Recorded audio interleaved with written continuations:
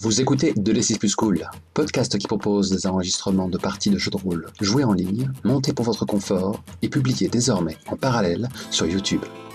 Nous sommes le 20 janvier 2018. Voici Moyen Métrage Macadabre, jeu de dark fantasy grotesque et dérangeant où votre serviteur Volsung, en tant que comtesse, malmène les docteurs Bonnemort, Vanderzy et Neranava, incarnés par les joueurs Nitz, Roberto et Leman. Avant de lancer la fiction, je vais un peu vous tenir la jambe, auditeur, histoire de clarifier 2-3 choses suite à des questions qui m'ont été posées. Au début de l'épisode 1, j'ai déclaré que nous jouions en mode facile. Je pensais alors au confort de la tablée et pas à la difficulté en termes de jouabilité. La partie se faisant via Hangout, il était impensable de forcer la tablée à jouer debout. Même l'ouvrage ne le propose pas en cas de tablée virtuelle. Mais j'aurais pu être intransigeant au niveau des discussions méta et des vannes en cours de partie, qui sont sanctionnées dans l'expérience originale. Mais la ligne éditoriale du podcast étant ce qu'elle est, ambiance saine, X-Card, ce genre de choses, je ne voulais pas aller jusque-là. Côté gameplay, ma maîtrise était maillée de petites bourdes. Je suis tantôt trop cruel, parfois pas assez, mais en soi ça ne fait pas trop ombrage au jeu et à notre fiction. Au niveau du ton, une partie by the book est sans doute plus nerveuse, au niveau de l'enchaînement des situations et des hexagones, plus factuelle. Le fait d'en faire des caisses côté roleplay, de pousser les scènes de drama, voire de flashback, c'est la recette plus cool, une affaire de goût. Comme d'hab, attention, certaines scènes peuvent choquer par leur aspect malsain, pour rappel, les personnages joués sont fictifs, ils ne représentent ni les valeurs, ni les fantasmes des joueurs. Et heureusement. Vous avez été prévenus dans l'épisode 3, vous allez encore endurer une espèce de souffle durant la partie. Courage et bonne écoute.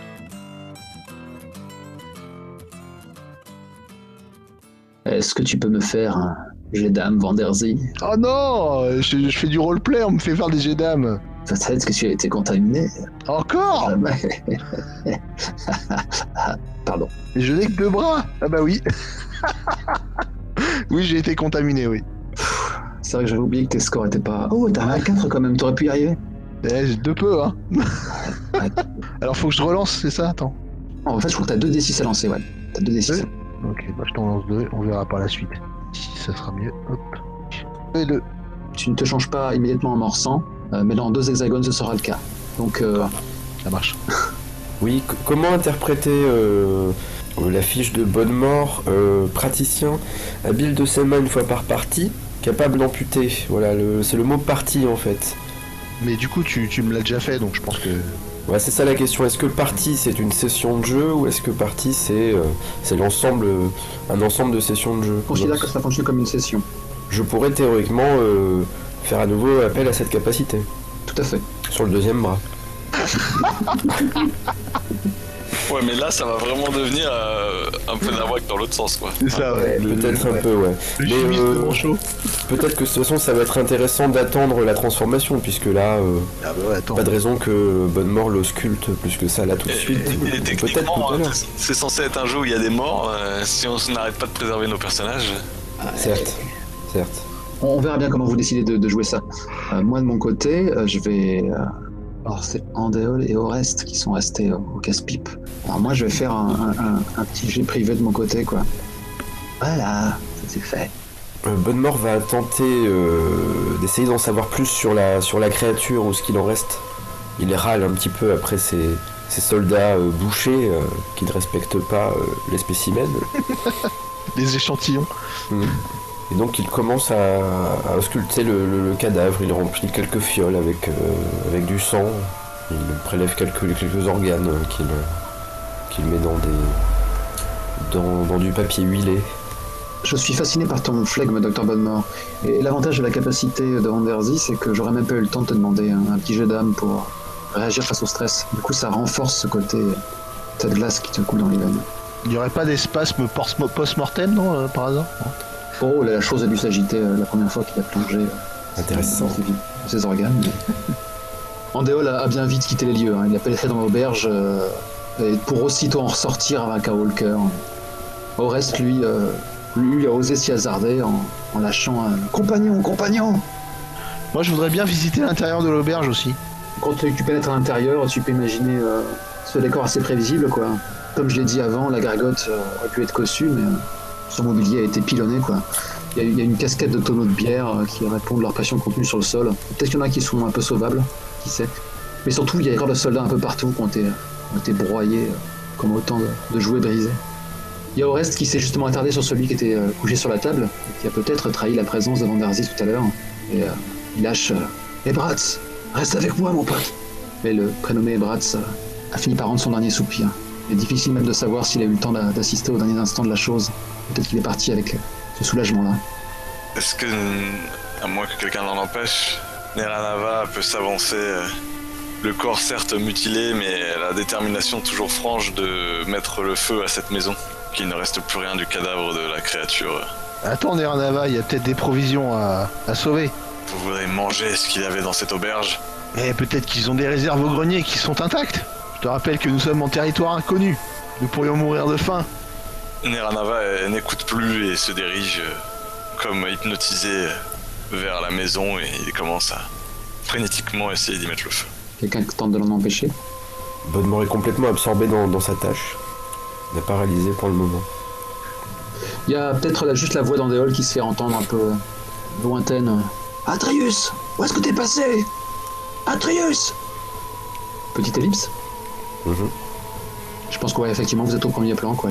La garde brûle, un long panache de fumée qui s'échappe dans l'air. Et on a ces 5 guerriers dont la silhouette se découpe, ne pas s'en rappeler un certain serment de loyauté. Votre carriole est toujours là, avec vos chevaux plutôt paisibles. Oreste boite. Il est presque surpris de le réaliser. Je montre à Bonnemort le boitillement de notre soldat. Oui, C'est suspect, Bonnemort, non? bien. Faites voir. Allez, jeune homme. Ça va passer. T'as Andéol qui pose une main sur l'épaule. Il t'a bien battu, gamin. Oh, ça, je dois dire que vous avez été fort impressionnant, messieurs. Il est donc tout à fait normal que je vous offre mes services en médecine. Après, vous êtes si brillamment battus. Je vous en prie, ne faites pas de manière. Veuillez soulever vos choses. Oreste prend quand même la peine de s'installer dans la carriole, car plus ça va, plus la douleur semble le tirailler. Et maintenant tu te rappelles, Vanderzy, au moment de l'échauffourée, peu de temps après qu'Oreste ait planté sa lame dans le dos de la créature, celle-ci de sa main valide lui avait empoigné la jambe, le faisant chuter. La blessure a dû se faire à ce moment-là. Et alors que Oreste récapitule et te montre sa blessure, il y a encore la trace des phalanges de la chose qui se sont refermées sur son tibia. Et il y a sans doute des griffes quand même qui ont taillé sa chair. Et la chair est toute violacée, les veines gonflées. On dirait que le mal a pris. C'est empressé de grimper tout le long de la jambe. Bonnemort va d'abord essayer d'extraire les corps étrangers avant de songer à une amputation. Donc armé d'une petite pince de chirurgien et d'un scalpel quand même, il incise, il extrait et il désinfecte au terriarque. Et alors que tu suis le sillon de ce mal, tu réalises qu'il a gagné de l'aine et qu'il s'est déjà invité dans l'abdomen. Pendant tout le temps de ton auscultation et ton opération, les choses sont allées de mal en pis. Oreste était agité de tremblements, d'une forte fièvre. Il a fallu lui faire mordre dans quelque chose. Il y a Andéol qui fait les allées et venues comme un père soucieux et qui lance de temps à autre des regards inquiets en direction des docteurs Vanderzy et Neranava. Au bout d'un moment, Bonnemort se rend à l'évidence et va trouver le capitaine Andéol. Pendant ce temps, le souffle d'Oreste est rauque. Pour la première fois, depuis plusieurs jours, Bonnemort dégrafe son masque, relève ses lunettes, et on découvre son visage d'un homme assez âgé, plutôt austère, mais avec des yeux pleins de compassion. Il fait doucement un signe de tête négatif en direction d'Andéol. Le regard d'Andéol se perd dans le vague, mais tu remarques que ses poings sont tellement serrés qu'on pourrait faire parler le sang. Promptement, il finit par se rendre au chevet du mourant, et il a 2 pas en arrière en le voyant. Il y a déjà une métamorphose qui est en train de se faire en fait. Ses yeux sont injectés de sang, il y a des larmes noires qui coulent le long de son visage et de son nez, sa bouche. Il est toujours saisi de spasmes et de râles rauques et glougloutants. Que faites-vous, docteur? D'un geste sûr et précis, Bonnemort utilise un stylet qu'il plante dans l'œil du malade jusqu'au fond de la cavité crânienne, le tourne et le retourne plusieurs fois. Oreste décède alors, avant de devenir totalement amorçant. Bonnemort extrait le stylet le met dans un linge pour le nettoyage et ferme les yeux du mort et laisse son père d'adoption se recueillir. Je pense qu'Andéol a glissé en fait le long de la carriole jusqu'à se retrouver à genoux et il sanglote en silence. Quelque chose à ajouter, Neranava, Vanderzi? Il aura vécu et il sera mort comme un homme. C'est déjà beaucoup. Il faudra venger la mort de cet homme et de tous ceux qui sont morts dans cette région. La comtesse va devoir rendre des comptes. En un sursaut, Andéol se relève avec difficulté. Il faut retrouver Atreus. Et où aurait pu bien-il aller? Il n'a pas pu aller très loin. Neranava commence à chercher des traces autour de sa fuite pour essayer de repérer Atreus. Car tu as survécu et c'est recevable. Donc tu lances 2d6 au lieu d'un. Neranava se dit qu'il est le seul à pouvoir faire ça. Allez, 2 échecs, c'est bien. 5, c'est beau, hein. Pas mal. Le jeune homme s'est volatilisé dans la nature. Ah là là. La terreur lui a donné des ailes. En parlant de ça, il y a les hurlevents qui observent ton manège, Neranava. Au final, vous avez mis Oreste en terre, vous avez brûlé son corps. Qu'avez-vous fait? On va le brûler. Est-ce que tu as prélevé aussi quelques... Bien entendu. Ok. Un peu de sang, quelques humeurs, un peu de matière cérébrale. Andéol a fini par s'éloigner pour ne pas assister à ça. Il comprend, ça n'empêche pas de souffrir. Vous avez fini par lever le camp et quitter ce lieu de tragédie. Une nouvelle fois, il vous faudra un certain temps avant de quitter cet hexagone, et de temps à autre, on aura ce fameux plan, des haltes. Peut-être vous serez encore plus sombre que vous ne pouviez l'être avant, mais ça vous permet de récupérer chacun un point de corps. Ouha. Vous serez dans la cité fortifiée de Saint-Voile, pas plus difficile de penser ses plaies. Vanderzi, as-tu constaté un changement dans ta physionomie? Ouais. Vanderzi a de la fièvre. Des gouttes perlent le long de son front et commencent à couler sur son visage. Des marques de transpiration tachent ses vêtements et son souffle est court. Est-ce que tu tentes de masquer ton trouble? Non. D'ailleurs, je pense que je vais aller voir Bonnemort. Bonnemort, je ne me sens pas dans mon assiette. Je pense que moi aussi j'ai été victime de la peste. Il semblerait qu'un simple contact avec l'épiderme des créatures puisse transmettre le mal. C'est absolument terrible. Venez vous allonger dans la carriole, je vais vous ausculter. Soyez prudent, Bonnemort. Il faut que vous surviviez. Oui, cela va sans dire. Ne vous inquiétez pas.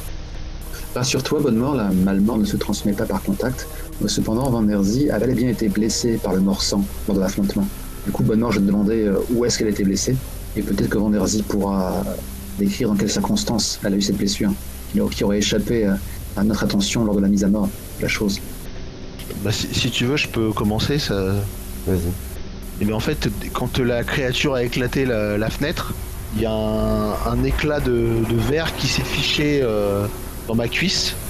Et certainement qu'il y avait du sang de la créature dessus aussi. Donc plus tard, tu as reçu du sang. Et la blessure a été aspergée de sang, par exemple. Voilà. Ça ne laisse plus grand-chose à Bonnemort à ajouter. La messe est dite. Pendant cette auscultation, que fais-tu, Neranava? J'avoue que Neranava est pour le moment quelque peu dépassé par tout ce qui se passe. Trop d'échecs, trop de perditions. Il doit être en train de se recueillir dans un coin, en train de regarder sa main et la peau craquelée. Il essaie de s'apposer lui-même un bandage avec des huiles pour désinfecter les plaies. Et il souffre très fort et il prend un bâton sur le sol qu'il serre avec ses dents pour ne pas crier. Et essayer de se faire une sorte de pansement bandelette autour de son bras. Il est masochiste, hein, c'est ça? Tout à fait. Il est raccord.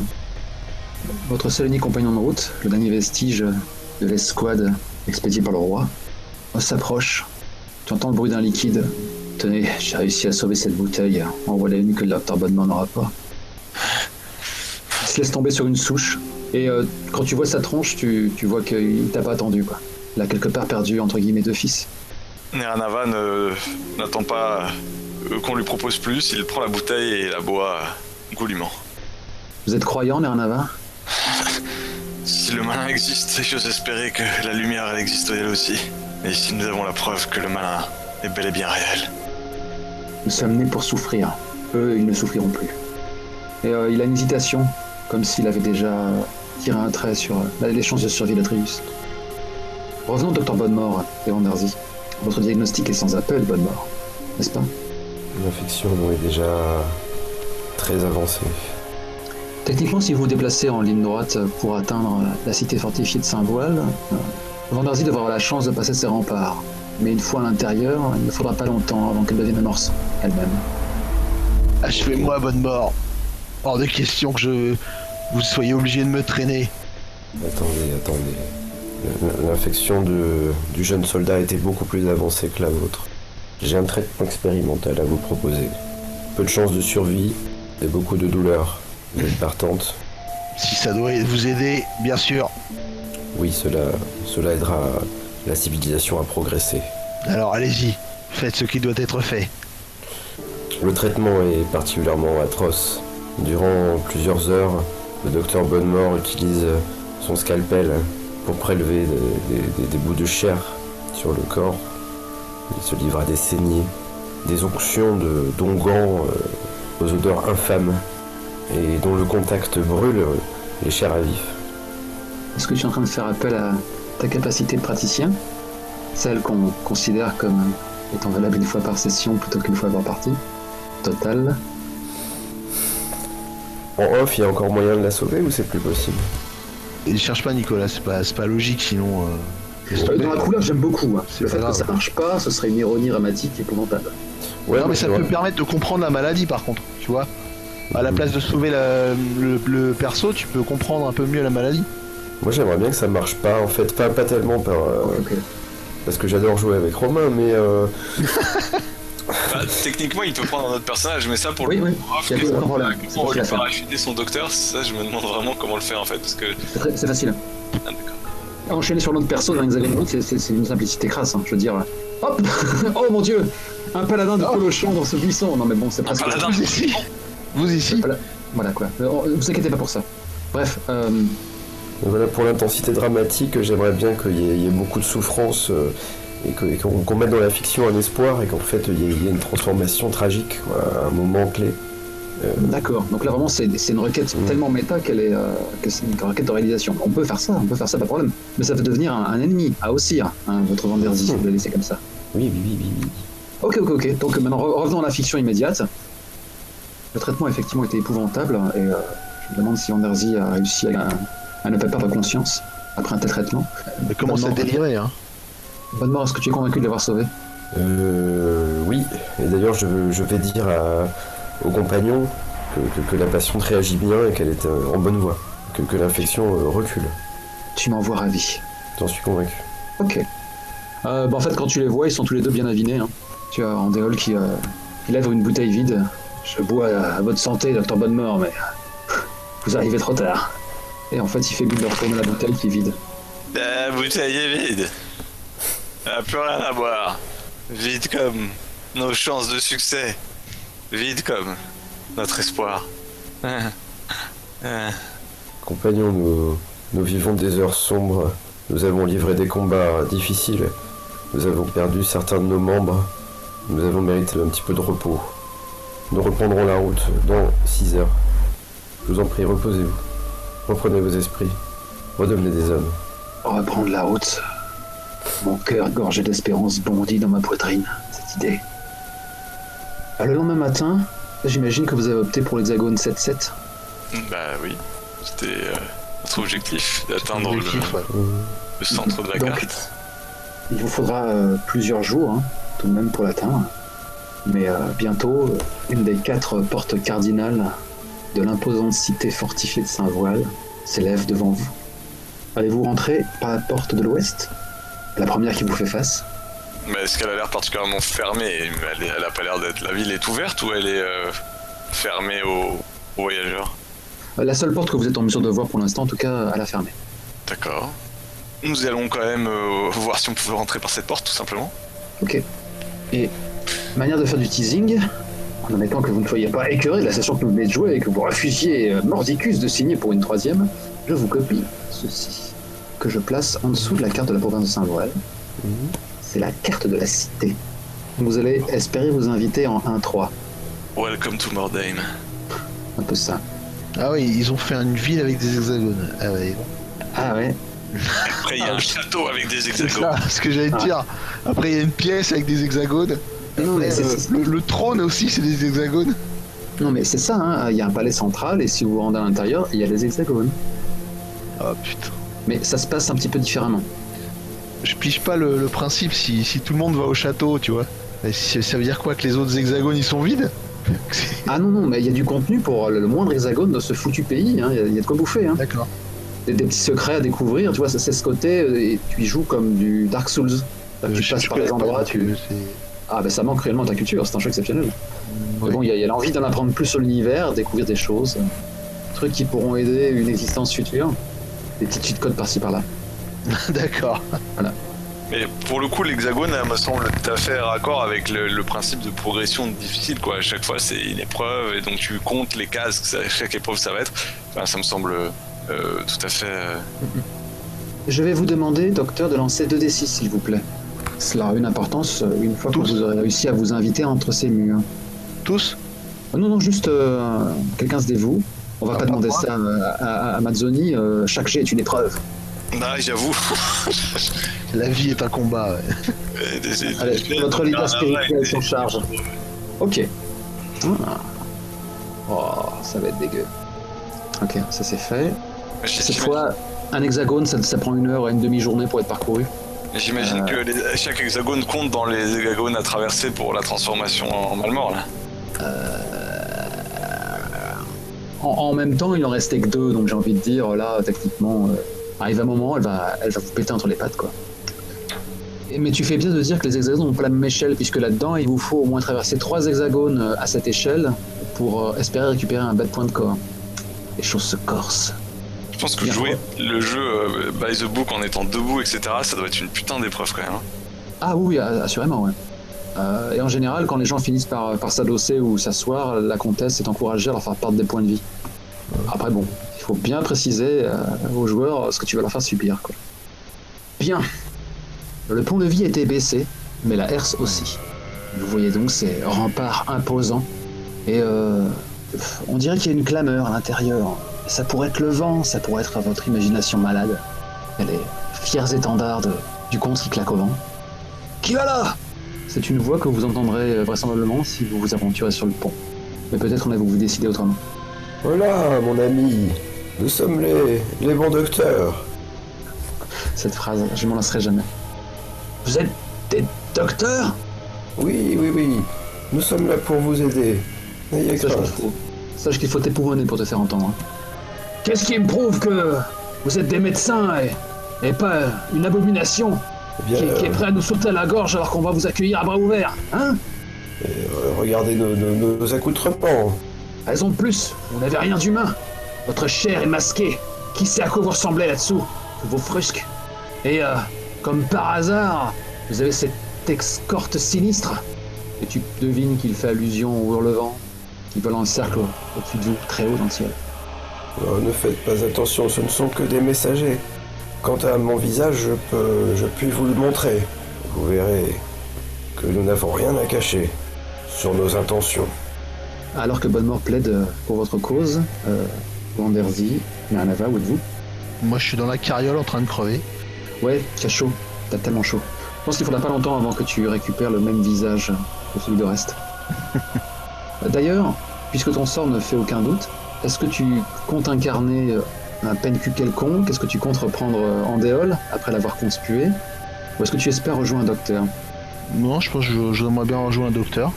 Si c'est possible, hein, parce que sinon je prendrais n'importe, hein, c'est pas grave. Bah ça tombe bien. Et je t'entends une autre voix, avec un peu plus de gouaille, qui déclare Attends, il a la même touche que notre captif. Neranava s'avance avec son bras plein de bandelettes, son visage qui semble beaucoup plus sombre et dur, avec un regard assez mauvais, et commence à hurler Ça suffit maintenant! Nous sommes venus soigner cette ville et aider les malades! Laissez-nous rentrer! La comtesse doit des comptes! Solaris le demande! Il y a un blanc qui accueille ta réplique, un silence un peu trop pesant. Et t'as la voix du premier qui se fait à nouveau entendre et tu vois que sur la durée, elle a l'air un peu tremblante. Fébrile serait le mot le plus adapté. Nous autres, soldats de Saint-Voile, sommes censés bloquer toute entrée dans la ville. Veuillez déguerpir. Vous avez mal choisi votre heure. Jusqu'à preuve du contraire, votre comtesse, rendez compte à notre roi. Et c'est sur son ordre que nous sommes ici. Laissez-nous passer. Ah, cette fois, c'est la voix un peu plus gouailleuse qui se fait entendre. Notre bon roi Corus Vertmer, il a fait longtemps qu'il nous a oubliés. Il ne vous a pas oublié, nous sommes ici. Mais c'est pas notre roi qui va vous soigner, c'est nous. Et nous sommes là, pour cela. Laissez-nous passer maintenant. Il y a Andéol qui est à vos côtés, il a les bras croisés, et content de toiser la muraille avec Kourou. Et qu'est-ce que vous espérez accomplir, mes bons docteurs, à l'intérieur? Hein? Éradiquer le mal à la racine. Vous êtes 4. Qu'est-ce que vous espérez accomplir? Nous sommes peut-être 4, mais nous avons survécu jusqu'ici, car nous sommes les meilleurs que vous pouvez avoir. T'entends ça, Pellegrin? Ah, il me plaît bien, celui-là. Allez, on les fait rentrer. T'as la voix du prénommé Pellegrin qui se fait entendre, le numéro 1. Solaria s'est détourné de Saint-Voile. Il y a des endroits où même nous, on n'ose pas s'aventurer. Vous êtes bien fous. Montrez vos visages, que nous sachions à qui nous parlons. T'as 2 soldats en des points différents qui apparaissent au-dessus des créneaux.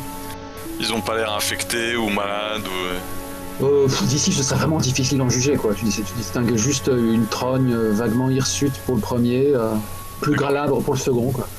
Mais ils ont pas des tentacules ou de choses bizarres qui ont l'air Non, de sortir de leurs oreilles. ils ont pas des gros pupons, du gros pupon pestiféré ou un visage asymétrique avec un tentacule qui pousse sur une tempe. Non, de ce côté-là, rien à signaler pour l'instant.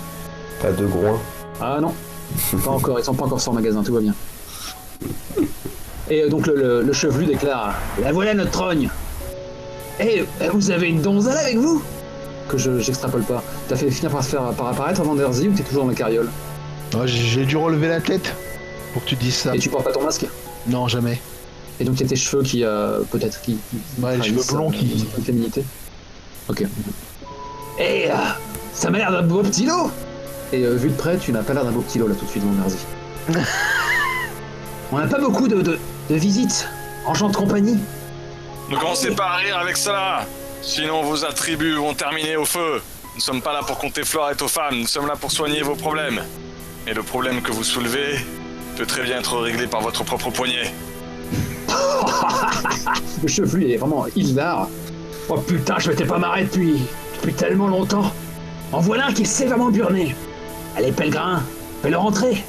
Et ils finissent par disparaître des créneaux, avec un temps qui dure une éternité, et puis le grincement de la herse qui soulève. Pas comme si ça faisait aucun doute. Vous n'alliez pas rentrer ventre à terre dans votre chère académie. Donc vous traversez la muraille, et vous êtes maintenant au sein de Saint-Voile. Les rues semblent désertes. C'est de la pierre et du bois, plutôt de bonne facture. Et les soldats finissent par descendre à votre rencontre. Pas de geste brusque, hein? C'est le chevelu qui parle. Ils sont tous deux armés de lances. Ils sont menaçants? Ils sont prudents, je dirais. Vous avez parlé d'un de nos collègues que vous retenez prisonnier. Pouvons-nous le voir? Il y a le premier, et à sa voix, vous réalisez que c'était le premier qui était plus méfiant, qui se passe une main sur la mâchoire, elle peut s'envisager. Et à ce moment-là, ses membres se crispent sur sa lance, alors qu'il regarde avec une réelle terreur le visage de Vanderzy, qui a maintenant des yeux injectés de sang, avec des larmes noires qui coulent sur ses joues. Elle m'excite plus du tout, la drôlesse, là. C'est le numéro 2, là, le chevelu hirsute. Bonne mort, finissons-en, je n'en peux plus. C'est de la lave qui coule dans tes veines, Vanderzy. Et pourtant ta sueur est froide. Tu sens une sorte de rage t'aiguillonner, comme avec un tisonnier chauffé à blanc. Quand tu regardes tes camarades, ce que tu sens c'est de la viande dans laquelle t'as envie de planter tes crocs. Bonne mort, pitié, finissons-en, achevez-moi. Je n'en peux plus. Neranava, je vous en prie.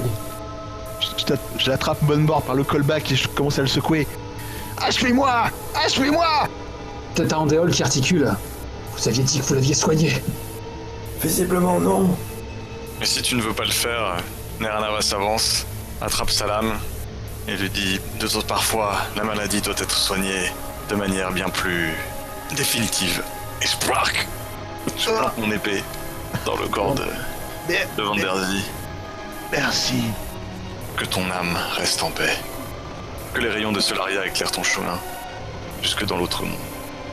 Tu sens ton âme quitter ton corps, Vanderzi. Et pourtant, ton corps est crispé de spasmes, de plus en plus violents, malgré la lame qu'on t'a fichée dans le corps une première fois. Est-ce que ça va suffire, Nirnava? Non, il faut brûler le corps maintenant. Tu fais bien parce qu'il y a des craquements qui se font entendre. Dépêchez-vous! Comme si les os de Vanderzi étaient trop à l'étroit dans la fine membrane de sa peau. Une torche! Trouvez-moi une torche, vite! Tremblant, le dénommé pèlerin sort une lanterne, éteinte. Rassure-toi, il y a des bras zéro un peu partout dans cette cour. Il y a le corps de Vanderzi qui fait mine de se lever, du moins de se dresser à quatre pattes, toujours avec ses craquements. Bonne mort, vous savez ce qu'il nous reste à faire. Je vous promets, cette fois-ci, je ne flancherai pas. Quand est-ce que tout cela va finir? C'est insupportable. Andéol qui se précipite sur un bras zéro. Versez de l'huile sur son corps, qu'il brûle plus facilement. Cette torche, dépêchez-vous! Et dès qu'on me donne la torche, j'essaie de la battre sur le corps pour qu'il prenne feu. Vanderzi, Excuse-moi? est-ce que tu es encore là-dedans? Non. Son âme a quitté son corps. Ok, je pense d'accord que dans ce cas que le visage de Vanderzi se dresse vers toi, Nirnava. Il n'y a plus rien qui rappelle le docteur qu'elle était, quoi. C'est juste un rictus haineux avec des dents. Des dents qui se seraient allongées par je ne sais quelle sorcellerie. Qui me fait un jet pour en finir avec elle? Je lui décoche un énorme coup de pied dans la tête. Ok. Merci. Ne me laisse pas faire ce jet. 2. Ouais, c'est bon, ça passe. Ça suffit à sonner la créature. Tu peux lui mettre le feu, Nirnava. Et la chose couine en se tendant dans les flammes. Faites-moi un jet d'âme tous les deux. Salaud! Salaud! Ah! Les flammes, la folie! Oh putain, c'est reparti. Ah! Un échec! Un échec! Sauf que tu peux y échapper, non? Ouais, bah je vais résister au stress, ouais. Expert, capacité, détaché, particulièrement sûr de lui, peut ignorer une réaction au stress une fois par partie. Bien, c'est chose faite. Nirnava, peux-tu lancer le 2d6, s'il te plaît? Ah oui, tu vois, je vais mourir dans cette affaire. 2d6, C'est possible. 2d6. 6 et 3. Il y a un échec et un succès si ça doit. Non, excuse-moi, c'est que le premier qui compte et tu ne fais pas une crise cardiaque. J'ai confondu avec le jet d'âme pour... D'accord, mais je trouve que je suis repris de masochisme, c'est ça? Ouais, c'est ça. Pendant que le corps brûle avec le tison, je sens que j'enfonce le tison plus profondément dans ce corps qui doit s'agiter et les flammes montent et elles commencent à lécher ma peau et tu vois on peut commencer à avoir des cloques apparaître sur ma main et peut-être même sur un début de ma joue et je laisse ça les yeux ouverts à regarder les flammes sans bouger. Je perds un point de corps j'imagine jusqu'à ce que Putain. quelqu'un présent sur la pièce, j'imagine peut-être encore le pauvre Bonne Mort qui me... Andéol va faire mine de te saisir si Bonne Mort n'est pas en état de le faire. Nirnava, que faites-vous? Dégagez, vous allez brûler. Je brûle le malin! Je brûle le malin! C'est vous qui n'êtes pas malin, c'est vous qui allez brûler. Bonnement lui fait un plaquage de soule en bonne et due forme. Il plonge littéralement pour attraper ses hanches et le plaque au sol, loin du corps de Vanderzi. Tu as Andéol qui est à tes côtés, un genou à terre. Elle est partie, Nirnava! Elle est partie! Ne tentez pas de la suivre! Une perte, cela suffit pour aujourd'hui!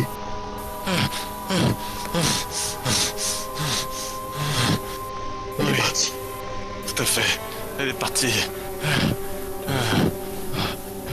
Et imagine le reflet des flammes sur le visage et l'horreur.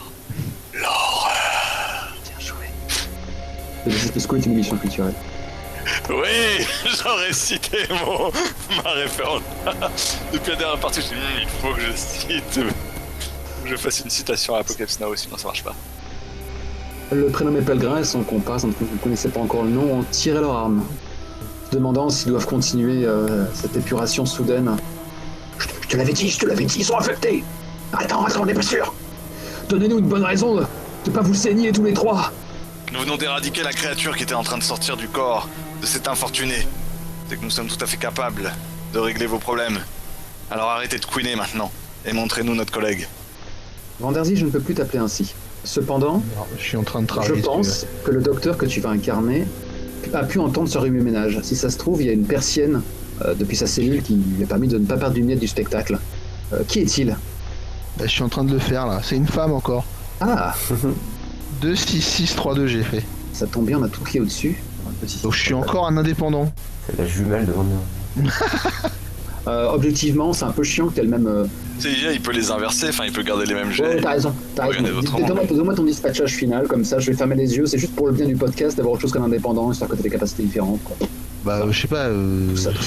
ça fait 2, 3, 6, 6, 2 vous voulez ? Donc ça fait Donc 2, 3, 6, deux. tu es toujours une femme. Et je suis un professeur. 2, Ah. 3, 6, 6. Et j'ai une spécialisation, je suis drogué, j'ai une dette et je suis tremblotant de nouveau. Ok. Du coup c'est une C'est pas femme plutôt âgée. Docteur... Alors, le nom ça sera Roxane et Roxane Ah, Ambria. Roxane Ambria. Je crois que tu as un point de vie de moins que ce qui t'est proposé et que tu n'as pas ton équipement. Mais la bonne nouvelle, c'est que ce sera assez facile à récupérer. Donc elle a l'air fatiguée, très fatiguée. Ok. Ah, maintenant, on va faire les choses comme il faut. Alors qu'on entend ces cris de désespoir, cette lutte, ces hommes au bout du rouleau, on a un contre-champ, on est dans une cellule où il y a le docteur Roxane Ambria qui est présente. Par le soupirail, vous pouvez voir une femme assez âgée, les traits tirés, fatiguée, qu'on a vu certainement des vertes et des pas mûres, qui vous crie à l'aide, libérez-moi, libérez-moi, pitié. Docteur Ambria, c'est vous? Bonne mort? Oui. C'est impossible. Ils vous ont envoyé vous? Oui. C'est que la situation doit être vraiment grave. Pourquoi vous ont-ils embastillé? Ah, j'en ai aucune idée. Ils ont vu mon masque et ont cru que j'étais contaminé. Ils m'ont enfermé et je n'ai pas pu discuter. J'ai perdu tous mes compagnons de voyage. Est-ce que vous avez vu d'autres gens que ces deux gardes? Non. C'est eux qui m'apportent à manger et je ne sais absolument pas ce qui se passe dans la cité. Libérez-moi. Vous discuterez chiffon plus tard.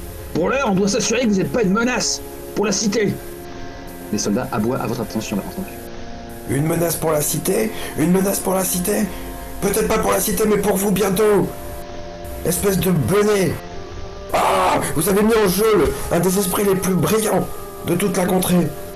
Une des personnes qui sera à même de trouver une solution à tous nos problèmes. C'est pas moi qui l'ai mis sous les verrous, c'est Espan. Mais c'était avant qu'il se jette du haut des remparts. Mais il a peut-être bien fait. Comme quoi il y a une justice dans ce monde. T'as Maintenant, bien jeune tué. homme, vous allez immédiatement libérer cette dame. L'autre qui caisse fébrilement, on perd tous la tête ici. On va la libérer, allez donc au diable. Faites ce que bon vous semble. T'en as un qui fait mine de remonter, t'es sûr? Oh chiotte cette putain de ville. Et bien vite, Roxane Ambria, te voici libéré. Ils ont pas Oh, pris merci. la peine de te... Merci, bonne mort. Et en fait, ils prennent leur clic et leur claque et leur jambe à leur cou. Donc Roxane Ambria, libérée d'un geste désespéré, se jette dans les bras de Bonne Mort. Ah merci Bonne Mort, Oui, alors... vous m'avez sauvé. Oui, je vous en prie. Il la repousse avec délicatesse. On voit Bonne Mort tout à fait gêné. Elle finit par se séparer de son accolade et essaie de remettre sa tenue et ses cheveux crado en place. Ambria, est-ce que tu connaissais Van Herzi? Non, je pense pas. Et pourquoi tu ne verseras pas une larme pour elle? Non. Mais qui était votre collègue? C'est celle qui vous avait dû tuer? Une jeune collègue, un peu emportée mais qui avait un bon fond. Malheureusement, nous avons rencontré une créature qui l'a contaminée. Ah, c'est horrible. J'ai cru pouvoir combattre l'infection, mais elle a été plus forte. Et elle l'a emportée. Nous avons dû l'achever. Séant. Mais vous avez fait ce que vous pouviez, Bonne Mort. Ne vous flagellez pas. Il faut Non, que je c'est récupère ça. mon matériel, ils l'ont enfermé dans la pièce à côté. Oh, petit futé. Bien, allons voir. Donc, elle a l'air particulièrement nerveuse. Andéol, lui, a pas pris la peine de vous suivre, il est resté au rez-de-chaussée, assis sur les escaliers de pierre, pesant sur la garde de son épée. Cependant, Giacomo, tu es étrangement silencieux. Il a encore failli passer cette fois. C'est vrai. Je pense que Neranava regarde la scène. Il a peut-être entendu parler de ce docteur de réputation, mais il ne le connaît pas vu que il a beaucoup été par Mons et par Vaux. Mais il est content de savoir que une nouvelle force vive a rejoint le groupe. Et il se tourne vers l'un des gardes et lui dit bien, avez-vous des malades? Il n'y a plus de garde à qui s'adresser en fait. Ils sont partis en fait. Casard désert. Je croyais qu'il était en train de... Très bien.